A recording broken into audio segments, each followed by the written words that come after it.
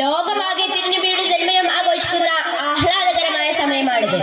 കണ്ണും കാതും കൂർപ്പിച്ചു വെച്ച് ആർക്കും കാണാനും കേൾക്കാനും കഴിയുന്നതാണ് ജന്മദിനാഘോഷങ്ങൾ. മണ്ണും വിണ്ണും തോരണങ്ങൾ കൊണ്ട് അലങ്കരിതമാണ്.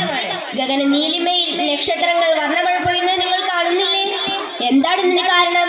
മറ്റൊന്നുമല്ല, ഈ ലോക സൃഷ്ടിപ്പിന്റെ കാരണക്കാരായ തിരുനബി സല്ലല്ലാഹു അലൈഹി വസല്ലമ തങ്ങളുടെ ജന്മദിനാഘോഷത്തിന്റെ ആഹ്ലാദം തന്നെയാണ്. ആ സ്നേഹഭൂമിയുടെ നെഞ്ചിനുള്ളിൽ അല്പമെങ്കിലും സ്നേഹമുള്ളവർ ഈ മാസത്തിൽ ആഹ്ലാദിക്കാതിരിക്കില്ല. നൂറ്റാണ്ടുകൾക്ക് മുമ്പാണ് തിരുനബി സല്ലല്ലാഹു അലൈഹി വസല്ലമ പിറന്നത്.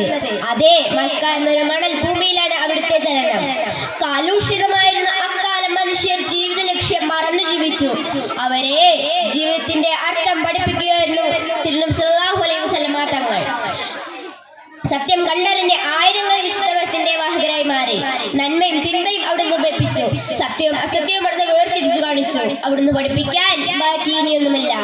മനുഷ്യ ജീവിതത്തിന്റെ നിഖില മേഖലകളിലും ആ ജീവിതത്തിലൂടെ സമൂഹം മനസ്സിലാക്കി. അങ്ങനെയുള്ള അപ്പുമേനിയെ തന്റെ അനുയായികൾ ഒരിക്കലും മറന്നില്ല. നബിയെ കണ്ട സഹാബികളും അവരെ കണ്ടവരുമെല്ലാം അവിടുത്തെ പാത പിന്തുടർന്നു പോന്നു. നബിയുടെ കാലത്തും അവർക്ക് ശേഷവും നബിയുടെ ജന്മദിനം ആഘോഷിച്ചതിന് ഒരുപാട് തെളിവുകൾ നമുക്ക് കാണാനാകും. നബിയുടെ അവതാരങ്ങൾ പാടാനായി പ്രത്യേക നബി തങ്ങൾ ഒരുക്കി നൽകിയിരുന്നു. പരത്തി പറയാൻ സമയം അനുവദിക്കുന്നതല്ല. ഈ വേദി കാലത്തിനും സാഹചര്യത്തിനും അനുസരിച്ച് ആഘോഷങ്ങൾക്ക് ചില മാറ്റങ്ങൾ വന്നിട്ടുണ്ട് എന്നല്ലാതെ ആഘോഷത്തെ നബി സ്നേഹിതരാരും തള്ളിപ്പറഞ്ഞതായി അറിയില്ല. ആയതിനാൽ ഈ വേദിയിൽ ഞാൻ ഉണർത്തട്ടെ, നമുക്ക് നബിയെ ആവോളം അനുസ്മരിക്കാം. അതിന് അള്ളാഹു ഭാഗ്യം നൽകട്ടെ. ആമീൻ. ഇത്രയും പ്രാർത്ഥിച്ചുകൊണ്ട് ഞാൻ നിർത്തുന്നു. വാഹിർ ദവാന.